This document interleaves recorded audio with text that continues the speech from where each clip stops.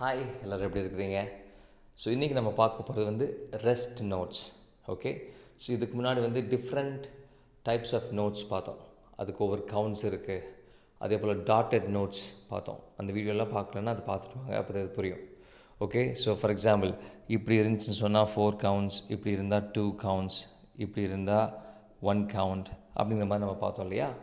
So எப்படி இதுக்கெல்லாம் ஒவ்வொரு கவுண்ட் இருக்குது, ஒவ்வொரு டைமிங் இருக்குது, இவ்வளோ கவுண்ட்ஸ் வந்து நம்ம அந்த கீ அழுத்தி பிடிக்கணும் அப்படின்ட்டு இருக்கோம். அதே போல் இந்த ரெஸ்ட் நோட்ஸ் வரும்போது நம்ம எதையும் வாசிக்கக்கூடாது, அவ்வளோதான்.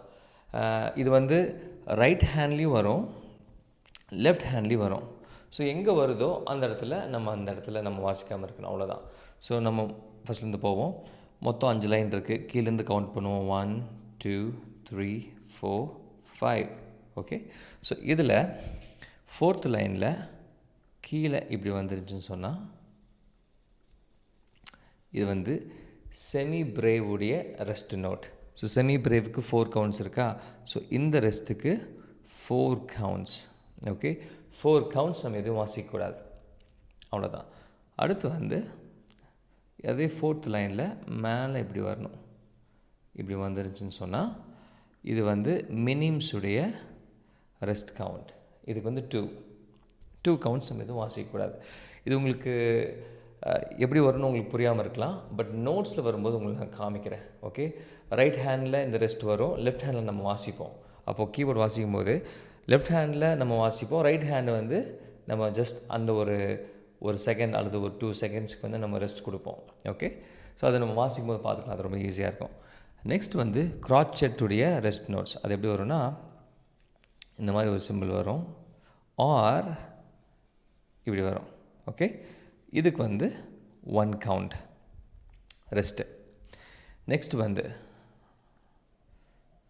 இப்படி வந்துச்சுன்னு சொன்னால் ஹாஃப் கவுண்ட் ரெஸ்ட். அதே போல் அல்லது கொயவர். ஓகே, கொயவர் அதோடைய ரெஸ்ட்டு.